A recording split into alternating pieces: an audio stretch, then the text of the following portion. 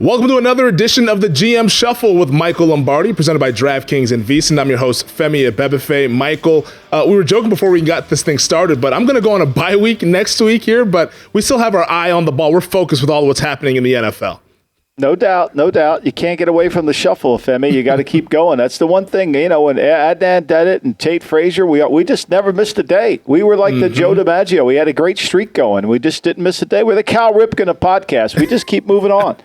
Yeah, no, Cal Ripken with that all-time streak, and that's what we're going to try to do here on the GM Shuffle, hanging with you guys all throughout the summer. So make sure, as always, to subscribe, rate, and review. Tweet at us at Michael. You can find him at MLombardiNFL. You can find me at Femi and our producer Stephen Bond with us.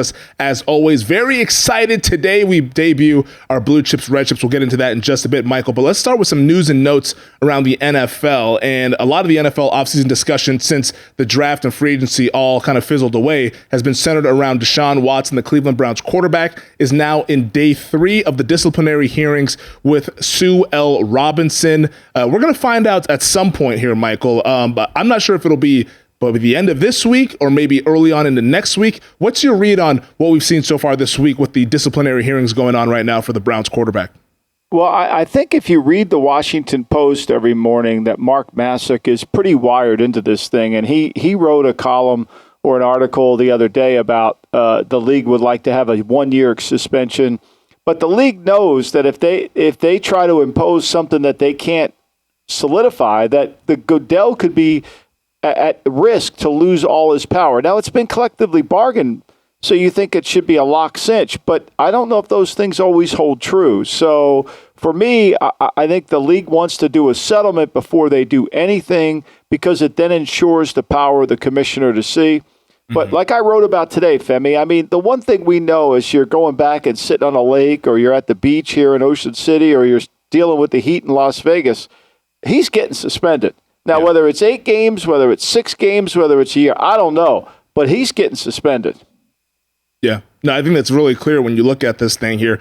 It's interesting, though, that because I know the outside perception is like, why would they want to negotiate with somebody who has been accused of what Watson has been accused of? Now, 20 of the 24 civil suits have been settled. So it's now mainly centering around the 4 civil suits that are still open there. But you mentioned the settlement that the league would try to reach with Watson on some sort of suspension.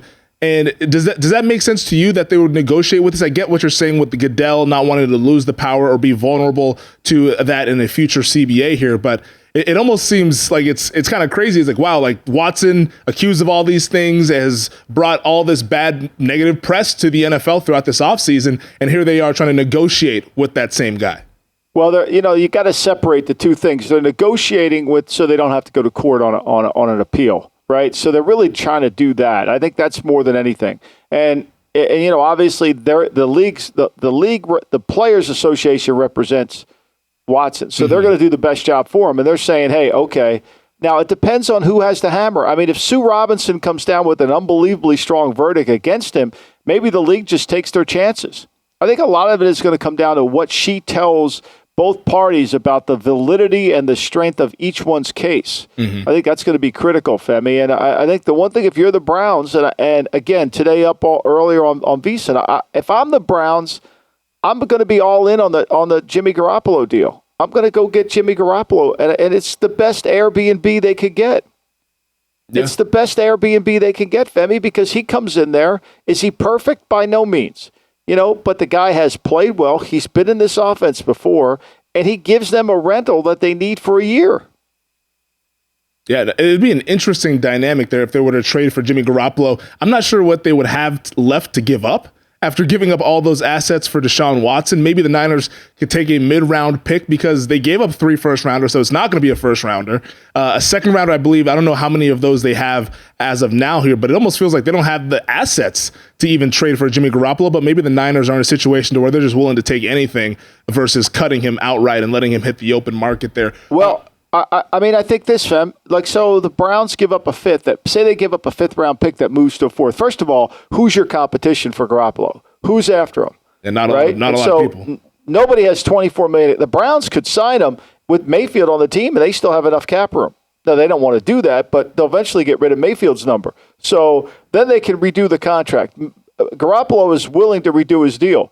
The other fact is, Garoppolo comes in and plays really well. He'll get that. Maybe the Browns pick up a compensatory pick. Maybe they get their fifth back, or maybe they get a third based on how he plays, based on his next contract. Look, I think the one thing you always want to do with a player is have the ability for that player to be in his last year where he's as desperate as you are to be successful. That's always a great situation to be in. And I think that for the Browns, I mean, Mayfield, fits the system in Cleveland well. I mean, what he did last year, he was hurt, but so does Watson, but so does Garoppolo. Garoppolo averages 8.4 yards per completion. I mean, everybody complains about Garoppolo's interceptions. When you do it over time, Watson has a higher interception percentage than Garoppolo does. Now, Garoppolo makes some stupid plays, and Watson makes some plays with his feet that Garoppolo don't. I'm not trying to compare the two here, but what I'm saying is, to me, if you've got a team that you feel like is a Super Bowl caliber team, you can't go into it with Jacoby Brissett. I mean, you just can't do that. It's been proven in Miami. It's been proven in Indianapolis that he's a good, serviceable, come in, finish the game, maybe start a game, but not a long-range middle reliever. I don't see it. If you're the Cleveland Browns, you're Andrew Berry, the general manager, would you make that trade before we get a disciplinary conclusion on this Watson thing, or would you wait for after the news comes out? Well, I think you got to wait till after you see exactly what's going to come down, right? Unless you've got to make a deal with him. But I think they know that he's going to get suspended. I mean, I think you have to know that. Could you imagine the outrage if he doesn't get suspended? Oh, my God. Yeah, I can't even imagine a world where that takes place. Yeah, you can't even imagine it. So, but if it's only 4 games, which is what I think the Browns thought when they entered into this trade, I think they thought it was a 4 or maybe 6, and they felt like they could win with Brissett and he'll come back. But if it's going to be longer than 6, it's going to be 10, 12. You got to get another quarterback. Yeah. It almost feels like it takes a little bit of the leverage out of Cleveland's hands after the hearing comes up, because San Francisco would know that, okay, you guys probably need a quarterback, but then at the same time, you mentioned that San Francisco doesn't have a whole lot of suitors who are after Jimmy Garoppolo. So maybe it works out best for both case scenario with both teams starving and needing something, and then they can find each other and it's a match made in heaven. I want to ask you though about, you were going to say something real quick? Sorry. Well, I was going to say, did you see the report yesterday where somebody completely dismissed Seattle's interest in Baker Mayfield? Did you see that report that came out on I did Twitter not catch yesterday? that. Who did that come down from? I'm going to look on it. I don't know if this is a viable source, but I got a text yesterday from somebody that said that, hold here, 1 minute here. When you look for, it's always impossible when you're looking for a text. I mean, that's an interesting thing, though, with Seattle and Baker Mayfield. So it's by this guy, Sports. It came out from Sports Key to Pro Football. And it said, fact check, accidental Baker Mayfield Seahawk trade, rumor debunked. Guy's got 67,000 followers. I don't know if it's, I don't think they're involved. I don't think they are, but I think he obviously has put that out there, so we'll see if it's true. I mean, it didn't make sense when the report came out. As we talked about last week, it seemed like a report to facilitate the Panthers and the Browns to get a deal done. Yeah, and we heard Baker Mayfield speak at his camp in Norman, Oklahoma earlier this week, saying that both he and the Browns have moved on. Now, they asked him that if he was completely slamming the door shut and completely ruling out a reunion, and he didn't really go that far, but he pretty much said both sides are ready to move on, and it would have to be the Browns who would have to extend the olive branch if they wanted to do a reunion with Baker Mayfield. But it's kind of gone on what you mentioned all throughout this offseason, that this thing can't be repaired, and it's the two sides would probably be best just going their separate ways. I mean, you can't put. I mean, look, no matter how much therapy, you're not going to be able to get this to come out, right? Because the kid's sitting there and he knows he's not going to be on the team next year. Now, if he goes to Carolina, he's got a chance to be on the team next year. In Cleveland, he has no chance to be on the team next year. So, like, why would I do that? And then why would you want him? Like, to me, Garoppolo gives them the best rental that they could possibly get. If I'm Andrew Berry, I'm going to go get Garoppolo. There's no competition for him, and even if Seattle wants Garoppolo, San Francisco doesn't want to trade him to San Francisco. Yeah, they would never trade him, They would never trade him there. So, and obviously there's been no offers on Garoppolo. Now, I think what we're going to see here in the next coming days is we'll see a video of Garoppolo throwing the ball. We'll see some form of political campaigning to show Garoppolo's healthy. We'll see some of that, right? And once we see that, then, they'll be able to kind of, cleanse the waters, if you will, to see who's really interested. But look, all the starting jobs are filled. There's only one starting job that's not filled. Basically, it's Seattle, Carolina, and Cleveland. But we know Carolina's probably going to get Mayfield. What Seattle does, I don't know. Oh, but it's Drew Lock, Cleveland's got to fix. Yeah, maybe. But Cleveland's got to fix their thing. I mean, I bet all your hometown homies just can't imagine Drew Lock being the starter, huh? They are clamoring for Baker Mayfield, which I never thought I'd see the day in Seattle after the past decade of Russell Wilson. But the Drew Lock experience in Seattle, that's going to be quite the experience. Either him or Geno Smith, we'll find out, since it's a true quarterback competition in the Pacific Northwest here. But Michael, let's take a quick break because I cannot wait for this. On the other side, we're going to get into our red chips and our blue chips here on the GM Shuffle with Michael Lombardi. All right, Michael, the people have been asking for it. They've been clamoring for it. It is time for blue chips and red chips. We're going to start off with the red chips, and we're starting off with the safety position. And before we get into all of this, I wanted to ask you, what was the methodology used to determine the blue chips and red chips? Because we always want to set the criteria and how we came to these conclusions. What were your methodologies in coming up with these lists?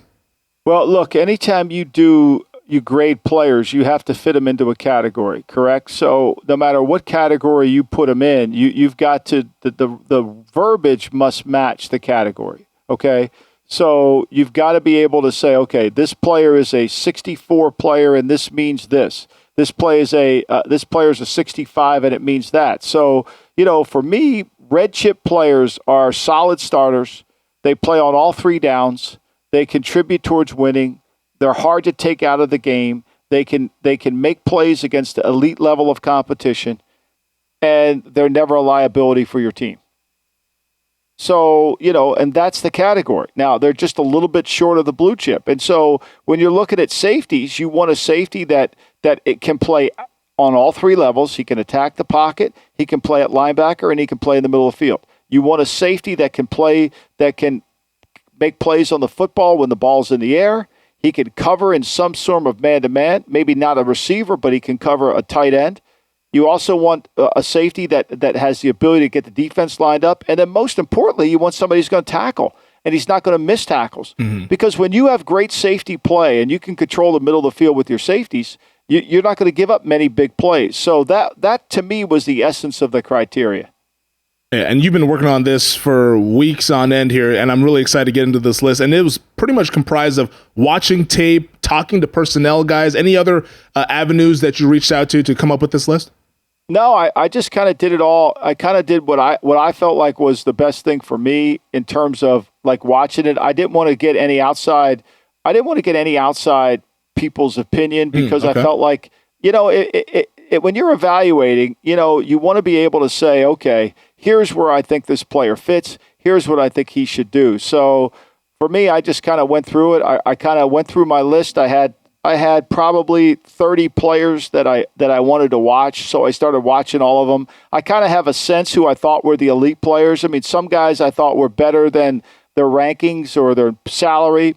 If you just go by the salary scale of these players, it's never going to be really good enough. I mean, you're going to make mistakes there. Like Jamal Adams is the second highest paid safety. He wasn't even on my list, nor did I even consider him in the top 10, top 15, because he can't cover anybody. He's a linebacker, right? Yeah. So, and then you look at like Eddie Jackson, who's made a lot of plays. He's 29 years old. He's, I think the sixth highest paid safety, but Eddie Jackson doesn't make any plays on the ball, had no interceptions, had like 2 passes defended all season. So you just kind of remove him. And you try to stay away from who's the highest paid, is he the best? And you also have to give yourself a chance to see a guy who has the arrow up. Like, like Walker from Detroit, for example. Mm-hmm. He's a really good player. Tracy Walker from Detroit. If he was on somebody else's team, he would probably be going to the Pro Bowl. But, he had 108 tackles last year, Femi. He had 6 passes broken up. He makes a lot of plays for them. But he gets a lot of plays towards him because they're not very good on defense. But he's a good player. He just hasn't been on a good team. Yeah, and Tracy Walker didn't make the list. He was in the close range there of guys who are a possible red chip. But let's get into the red chips. Here is the list of red chip safeties according to Michael Lombardi in the NFL. You have Jeremy Chin of the Carolina Panthers, the young safety entering his third season. Same with Antoine Winfield Jr. of the Tampa Bay Buccaneers, Arizona Cardinals safety Budda Baker, Viking safety Harrison Smith, and Dolphin safety Javon Holland. So it's a mix and match of young and old, with Holland being 22 years old. Second year into the league will be 2022. And then you have Harrison Smith on the other spectrum, 33 years old, entering his 11th year here. Who would you like to highlight on this list here, Michael, with your red chips for the safeties in the National Football League? Well, let's start with Holland. Okay, so he wears number 8, and so you're looking at him and you're saying, like, who is this kid? Like, he came in there, he's from Oregon, he played. And then you watch him, and, he makes a lot of tackles. He had 69 tackles last year. He has 2 interceptions. He can tackle for loss. He's had 3 tackle for losses, and he had 10 passes broken up. And I think shows great range. He shows coverage ability, and he's a young player. Like, I think he's a red chip with an arrow up. I think he's going to be a blue chip before his career's over with. I was really impressed with his play. I thought he gave them solidified the middle of their defense really effectively. I thought he was outstanding. I think he's another year away. Harrison Smith, I've always felt Harrison Smith was a good player. I didn't always love his coverage, but he's a very, very effective tackler. He gets the defense aligned. I mean, he had 114 tackles last year. He's not going to make a lot of plays on the football, but he's well-rounded in what he does. So to me, he's a red chip with an arrow down. Right? I think it's probably, this is coming towards the end, but I thought he was at least one of the top 10 safeties in football. Go ahead, Fem. I was going to say, if we do this 3 to 4 years ago, is Harrison Smith in that blue chip category, or has he always seen him kind of as a red chip? I think his ceiling is red chip because he's not a pure coverage guy, but what he makes up for it is, look, the number one requirement, when you go through, like if I go through all my defensive back reminders, which to me is important, instincts and balance are the most critical factors. That's what Harrison Smith has. He's got great instincts and he's got great balance, and he's able to be in the right place at the right time. So for me, I think you got to give him that. I thought Budda Baker is still a good play. He makes plays on the football. He tackles. He had 3 interceptions, over 100 yards on those interceptions. He had the 1 big interceptions. Yeah. Plus, he's had 7 passes defended, which I think is outstanding. Winfield's another guy that I think is the arrow up. I think Winfield's going to be a red chip. To me, it'll happen next year, if not. He had 88 tackles, 2 interceptions. He got 6 plays on the ball. He can go cover the slot. He can play some slot corner, which I think he's effective doing. He's got a chance, and he's instinctive. He's smart. He's short. He's little. But I think he's really effective. And then Chin, to me, I think Chin is always in balance. I think Chin is always kind of around the football. I think he's a smart player. I don't say he's a pure coverage guy, but I think he's got a lot of skill, and I think he's an aware player, and he supports really well. I think he had 107 tackles, 5 passes defended last year. I just like his game. Now some of the guys I considered that were possibly red chips, we talked about Walker. I think Kyle Duggar, I almost put him in there, and he had 4 interceptions last year. He makes a lot of plays on the football, 5 passes defended, 92 tackles. I think he's almost to that red chip level. I think you could have given him that. Jesse Bates is the kid that they franchised from Cincinnati. Not a lot of plays on the football, just 1 interception last year. He's a smart safety, but I don't think he's a guy that you could say, okay, I can live with him. Hooker, the other safety at Tennessee, I think that we'll talk about Kevin Byard coming up, but I thought he was good. May, the kid that signed with the Saints, only played in 6 games last year. And then Mathau, he's got 3 interceptions. I think he makes a lot of plays. 76 tackles last year. He's a good player, but I think he's just below some of the other guys. Well, yeah, Jesse Bates, I want to ask you about him because he is up for a contract extension. You mentioned he's been franchise tagged by the Bengals. He has yet to sign that franchise tag. He wants that blue chip money. If you're the Bengals, would you pay Jesse Bates that sort of blue chip money, seeing that he didn't even make the red chips list for you? Yeah, no, I probably wouldn't. I mean, I think he's a nice player. I want him, but I think part of this, and we're seeing this with the NBA, free agency starts in the NBA today. There's 2 evaluations now when you're looking at players, the player and the contract. When those are imbalanced, I mean, do you think Brunson's worth as much money as the Knicks are going to give him? Hell right? No. Hell no, right? So, yeah, you want Brunson on your team, but do you want that contract on your team? I mean, I think you got to weigh that, and I think the reason they franchised him and they're having a hard time getting a contract done is Cincinnati sees that. I think Cincinnati likes Bates, but they also like Bates at his number. I don't think they want Bates at a ridiculous number. Yeah. I mean, look, Bates is a good player. I'm not disputing that. Guy had one interception on the football last year. He hit the quarterback one time, right? He had 4 passes defended. Like, that's not exactly somebody that you're sitting there saying, wow. He's around the foot. Now, he makes tackles, but he's the 3rd leading tackler on the team. He was the 3rd leading tackler on the team, so it isn't like he's making every tackle. Yeah, and he's a culture guy for them, which I tend to lean toward those guys because he was there when they were still bad and all that stuff. But you mentioned there, sometimes the game might not match what the price tag is for a blue chip kind of a guy. Right now, the franchise tag for a safety in the NFL, $12.9 million a year. I wanted to make a point about Antoine Winfield, though, because you mentioned how he has his arrow pointing up, potentially going into blue chip stratosphere in a year or two. It's interesting because during the draft process, he was knocked because of his size. Right. He didn't have the measurables here, but here he had the NFL lineage. I mean, his dad was a great player for the Minnesota Vikings. That's why he ended up with the Minnesota Golden Gophers in college here. But it almost, to me, during the process, I was like, this guy is an excellent football player. Forget how fast he ran. Forget what his arm length is. Just turn the tape on. He makes plays. It's funny. I was talking to the coaches at George Washington basketball yesterday, and they were asking me, like, what's one of the number one traits you look for in players? And they kind of were a little bit shocked, and I said balance.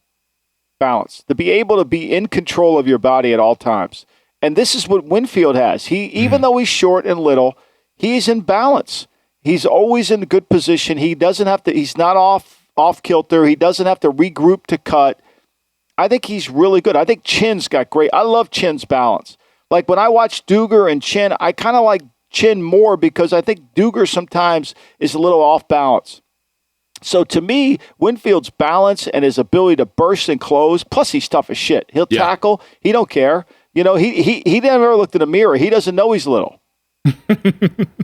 I love that. That's an excellent description there for a player. Put that on the scouting report. All these guys are terrific. Chin, Winfield, Baker, Smith, Holland. But on the other side, we're going to get to the best of the best, the cream of the crop for safeties in the NFL. This is the GM Shuffle with Michael Lombardi. All right, Michael, we discussed the red chips. Now let's get to the blue chips, the elite of the elite as it pertains to safeties in the NFL. And I think for all fans, they're going to be really interested in this to know which guys are the dynamite impact players at this position. I think for bettors, I mean, we have a lot of bettors listen to this show as well. These are the guys you want to pay attention to if they are affecting a point spread, if they're going to be out for a game or if they're going to be playing in a game, because these are the guys who actually move the needle. So, Michael, let's take a look at your list of blue chips in the NFL. You have Kevin Byard, the safety for the Tennessee Titans, multiple-time All-Pro. Justin Simmons of the Denver Broncos. He has never been a first-team All-Pro safety. Minkah Fitzpatrick, who just got paid cha-ching by the Pittsburgh Steelers, 26 years old, entering his 5th season. Derwin James of the Los Angeles Chargers,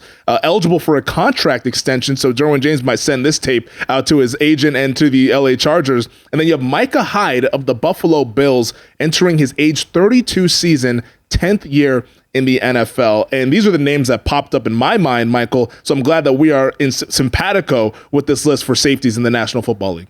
Yeah, and Jordan Poyer, also of Buffalo, was in consideration too, and I think Poyer's an outstanding player. I just put him below the category a little bit. I mean, I didn't put him in the red. I put him in the consideration. Makes a ton of tackles. He makes plays on the football. I just think Hyde's got more ability to cover. Now, both players came out the same time in the draft. Poyer was really good at Oregon State. He played corner there. They moved him inside. We took him off the practice squad when I was in Cleveland, and he was outstanding. And I loved Hyde coming out in college. I thought Hyde was a corner that could move into safety. But for me, Hyde is a little bit better because of his versatility and coverage. He had 86 tackles last year. He's got the ability to kind of play all over. He makes plays on the ball. He had 10 passes broken up, so he's always around the game. I mean, the strength of the Bills, frankly, and I could have made this Poyer/Hyde in this category, to be fair, because the strength of the Bills is their safety play. Yeah. I mean, there's no team that gets better safety play. You could say Tennessee, because Hooker's a good player for Tennessee, but there's not a team that has better safety play than this team in Buffalo. I mean, Phillips in New England, to go along with Duger, they play pretty well. They got McCourty in there too, but they don't always play. It's McCourty and Duger. McCourty's not quite the same player that he once was. So, for me, Hyde's really good. And then Derwin James, to me, a lot of tackles.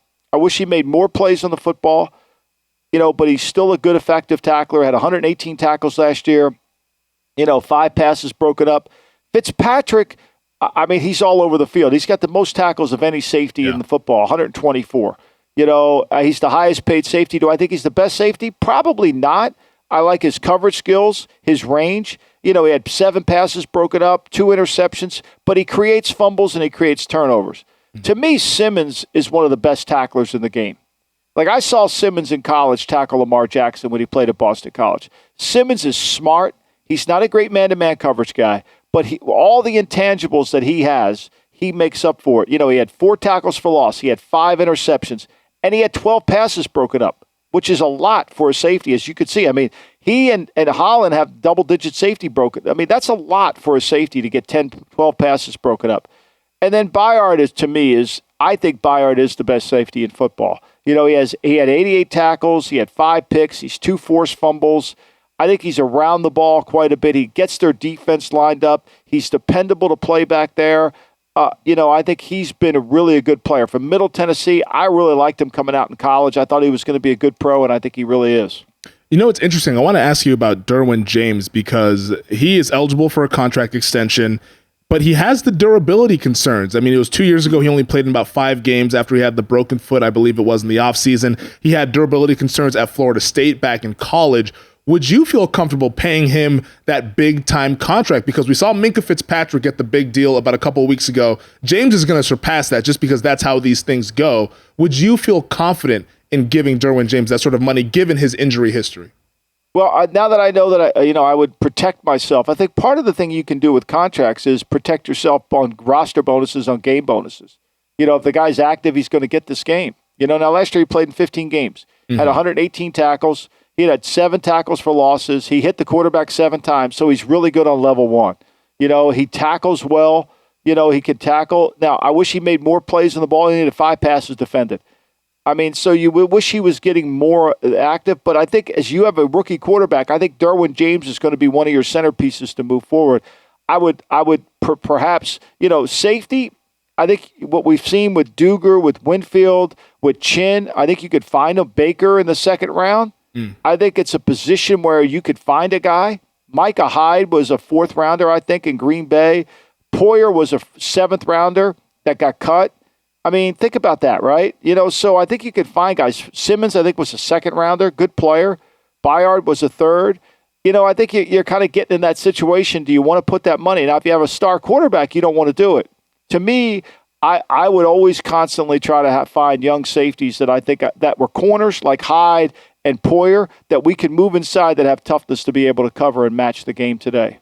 Yeah, and James, it was 5 games played in 2019, missed all of 2020 there, but was able to play in 15 games for 2021. So only 36 games played in a 4-year career since being a first-round draft pick in 2018. But I think you make the good point there about how you can find guys later because of the list you hear, you have the 5 blue chips, the 5 red chips. Only 3 of those guys were first-round picks. You had Fitzpatrick and James, first-round picks in 2018, then Harrison Smith, the first-round pick in 2012. But this past year in the draft, Michael, in 2022, we saw 3 safeties go in the first round in Hamilton, Hill, and Seen. Do you think the league is now trending toward this safety position being more valuable? Because in the past, we've seen that it's been all about the money 5 positions: quarterback, wide receiver, left tackle, pass rusher, cornerback. But safety now almost feels like the league is now starting to take notice of having an impact guy can really make a difference on your defense.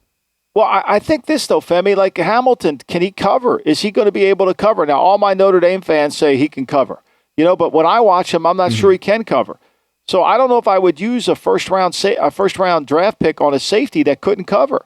And I mean, look, you got to find a guy. I mean, look, the Browns, we had Jordan Poyer sitting right there, and they didn't re-sign him to a deal. Micah Hyde, they gave a modest contract to when he left the thing. So I think, to me, unless it's a safety that you really think can dominate the game in coverage and create problems, Mathau's a 3rd round pick, right?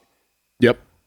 I mean, so like, to me, Chin, I think Chin's a really good player. Dugas, I would probably say we got to be able to find guys that have similar value in later rounds and save ourselves some money. I just don't see it. To me, I think safety is somewhat of a replaceable position. I'm not saying that there isn't great players, but I think that when you get a guy like if you're Mike Tomlin, for example, Mike Tomlin really wants a safety. That's why he traded a first-round pick for Fitzpatrick. I mean, that's the cornerstone of his defense. That's what he wants. Now, if that's what you got to have to build your defense, then you got to sign him. Yeah. And to me, I think safety is one of those positions to where if you have an elite guy, it really makes a difference. But if you have a bad player, it really makes you can't play. You're going to give up big plays. You're going to give a massive big play. I mean, I'm a Dallas Cowboys fan. We've been looking for a safety since Darren Woodson retired. Like this is a position that they just have not been able to fill there. But I think even being in the Pacific Northwest and watching those Seahawks teams with Earl Thomas back in his heyday and what that meant to that Legion of Boom secondary, he was such a difference maker back then. It allowed them to do so many different things on the back end of their defense to where, I mean, it almost unlocks. Like it may seem as a luxury because you mentioned it's a little bit of a replaceable position, especially compared to the money 5 positions. But if you have that guy, it kind of unlocks the defense to another level. You know, it saves you, right? We had Eric Turner. We picked him 2nd overall in Cleveland, and he would make up for so many sins. And we had Stephon Moore, who was a really good player. That was the year we only gave up 204 points in 16 games. I mean, you know, and the longest run that was against us was 24 yards. That was because of those 2 safeties. You know, if you're Cincinnati, you know, you drafted Daxton Hill because you're basically going to put him in at the safety position and you're not going to pay Bates, right? Yeah. I think the Minnesota took Lewis Sign to basically replace Harrison Smith at some point, right? So they know that it's expensive. I just think when you get a guy that has great range on the football and can cover up. I mean, think about the Super Bowl in 2017 when the Rams played the Patriots and the Patriots made that play across the field where the safety came and knocked the ball out when it looked like Brandon Cook was going to score, right? I think McCourty came across the field to make that play. That's the kind of play that you got to have from your safety. Range, the ability to be a center fielder and cover the gaps. It's really important. Yeah, Devin McCourty is another guy who did not make the list. And maybe if we do this 3-4 years ago, he's probably at least on the red chips. Would you agree with that? Yeah, I think he never was. He's a great leader. I think part of his is great leader, great human, great tackler, you know, but not always the most instinctive player with the ball, but he's really good. And I would definitely say he was at least a red chip. Yes, for sure. Yeah, I just think it's fascinating. And before we get to another break here, 5 of the blue chips all come from the AFC and 4 of the red chips, 4 out of the 5 red chips come from the NFC, almost kind of giving us a little hint about what the conference, which one is the better conference of the two there, knowing that the AFC, for a lot of people, in the perception at least, is the better conference. But just to recap, the blue chips are Kevin Byard of the Tennessee Titans, who Michael believes is the best safety in football, and his resume would back that up with multiple first-team All-Pros. Justin Simmons of the Denver Broncos, Minkah Fitzpatrick of the Pittsburgh Steelers, then Derwin James of the LA Chargers, and Micah Hyde of the Buffalo Bills. So those are the blue chips for the safeties. Write them down, know them, because come fall, we will definitely be talking about these guys on Sundays, Mondays, Thursdays, Fridays, Saturdays, whichever days the NFL decides to play on. Michael, let's take a quick break. On the other side, a couple of NFC East news and notes before we wrap things up. All right, Michael, before we wrap things up and get out of here, the NFC East has given us a couple of news and nuggets, as they always do, starting in our nation's capital with Washington Commanders wide receiver Terry McLaurin, who skipped out on all the OTAs, skipped out on the mandatory mini camp that was inexcused, but was finally paid by the organization. 3 years, $71 million. That now puts him in the top 5 wide receiver salaries in the league here. And for McLaurin, he's a fantastic player. It's probably going to be money well spent here for Washington if they can find a way to get him the football. But to me, I see why they got this deal done despite their situation at quarterback. Yeah, I think it is. And, look, I think he's a really good player. I think he's paid a price for quarterbacking in Washington. Mm-hmm. His catch ratio, his catch percentage is really not very good at 59.2%. He had 130 targets last year, only caught the ball, only had 77 catches. Is that on him or is that on the quarterback? I tend to think it's on the quarterback, right? He averaged 13.7 yards per catch, but to me, I think they got it. If they had a better player playing quarterback, I think McLaurin numbers would far exceed what he's done so far in terms of 16 touchdown catches in his career. So, yeah, I'm with you. Last year was disappointing in this sense. He only converted 47 first downs last year. 46, I'm sorry, Femi. The year before he was better in that area. He was at 5.8% in that category. That's 51. So, to me, I think he only played in 15 games 2 years ago. So, A, he's got to stay healthy. B, I think they've got to do a better job of getting him the ball and getting him the ball when it counts the most. Yeah. To me, McLaurin last year, even though it was a down year, still over 1,000 receiving yards, only 5 touchdowns. You'd want more from your number one wide receiver there, but you know the circumstances in Washington, not very good there for the quarterback position. Yeah, and the other thing you got to be worried about, Femi, too, is when you look at the numbers, yards per target, right? So his rookie year when he played in 14 games, he averaged 9.9 yards per target.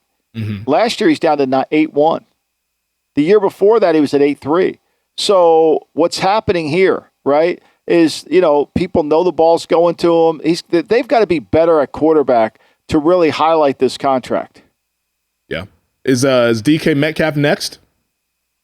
Well, I would think so. I think once they get Garoppolo done, I think Samuel's next. I think those guys are all going to fall in line. Yeah. To me, it's I think these things tend to be one shoe drops, then the other dominoes kind of tend to fall as well there with the wide receiver contracts. We found an interesting note out of Philadelphia here. This was Stephen Bond sent this over our way, and it is from Miles Sanders, the running back. He tells CBS Sports, quote, "We all feel like we're on an all-star team. We feel unstoppable." Your thoughts, Michael? I mean, look, it's Philadelphia. I mean, it's, what did they say in The Wire? It's Baltimore, gentlemen. Well, it's Philadelphia. The hype train runs, and it's going crazy. I mean, they had Jason Kelsey was at an event in CR, which is the next town down from me, and it was like he was treated like a rock star. I mean, it was like it was Paul McCartney coming back with the Beatles. I mean, this town is enthusiastic about their team. And, and the players feed off that. And how are they an all-star? I mean, did you see the report, Femi, where they're talking about giving Jalen Hurts a new contract? Like, what has Jalen Hurts done to get a new contract? Everyone's getting paid in Philly. I know. And this is the problem in Philly. They let the perception kind of runs away. I mean, if Philly struggles early, one thing about the Philadelphia media – They can flip in a minute now. They can flip in a minute. They'll be behind you, but once it goes bad, they're bailing on it. All-star team, I mean, your corner situation is what? Bradbury, who's not a very good man-to-man player, Maddox, and you got Slay, who's good. Okay, that's an all-star team safety? Come on now. Really? Seriously? I mean, I think they're a good team. I think they'll win the East, but I think they're going to have a hard time when they have to throw the football to beat teams. The enthusiasm. Can't tell them that. Yeah, you can't tell them that. No, it's unparalleled. It's unparalleled. It's unbelievable. Well, it's just, as somebody who has placed a bet on the Philadelphia Eagles to win the Super Bowl and to win the NFC, I'm just getting the vibes of the whole Vince Young dream team situation. I believe it was 2010 or 2011, one of those 2 seasons there where it said, oh, we're a dream team and all this, and the season implodes and it doesn't really pan out to anything. And the fact that they're talking like this now, I do love that they are strong on both sides of the trenches. A really good offensive line, a really good defensive line. So I think that they can kind of at least be competitive if things were to go awry this season. But I'm getting some dream team vibes here, and I'm starting to worry that a lot of folks love this Eagles team as the it team, as the kind of dark horse contender out of the NFC. It might be a little too much too soon here for me with the Eagles. I like them. I agree with you. I think they win the division, but maybe we got to take a second look at the Dallas Cowboys because they do have the best quarterback in the division, and they're being disrespected quite a bit here all offseason from not just us in the betting community, but in just the National Football League and like the kind of just general sports community as well. It's funny you say that. I mean, when you rank teams and you handicap teams, you start with the quarterback. Yeah. I mean, the Eagles have a quarterback who's not in the top 20. He's not even in the top 20. And they're talking about giving him a mega extension. I mean, it's just bizarre. It's bizarre. Like, prove that he can win. How short of a memory do they have when they lost to Tampa? It wasn't even a game. Yeah. And I regrettably bet on them in that game there. Took the points thinking I was smart. I think that's a great, Femi, that's a great lesson. I think sometimes the perception of the media sways our handicapping. I really think it does. I'm going to try to do a better job of blocking out the noise next year. I really am. Yeah. I mean, hell, the Eagles were getting bet every single week last season there. Somebody just absolutely loved that team. I fell into the trap into that wild card game. I had a pretty good read on them all season long. Went to the well one too many times, and within about 20 minutes of real time, I was like, well, Gonna chalk this one up as a loser here, as Tom Brady's marching up and down the field, and then they can't even pick up a damn first down on offense.